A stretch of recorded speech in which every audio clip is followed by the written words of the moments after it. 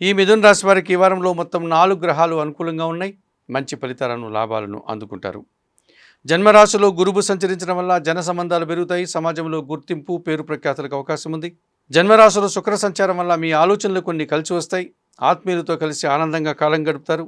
ద్వితీయంలో బుధ సంచారం ఉంది. మీ మాటకు విలువ పెరుగుతుంది. కుటుంబం కోసం నూతన వస్తువులు కొనుగోలు చేయడం, కుటుంబంలో శుభకార్యాల నిర్వహణ మీకు ఎంతగానో సంతోషాన్ని కలుగజేస్తుంది.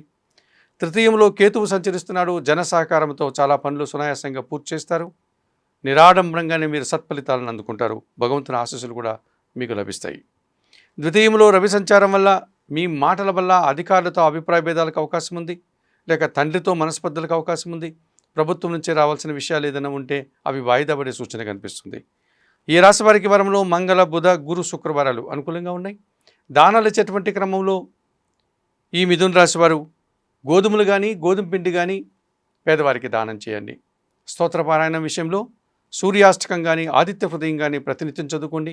ఆలయ సందర్శన కార్యక్రమంలో భాగంగా ప్రతిరోజు ఉదయాన్నే నిద్రలేసి సూర్య భగవాన్ని దర్శించి నమస్కరించుకోవడం వల్ల సంతోషంగా ప్రశాంతంగా ఉండగలుగుతారు.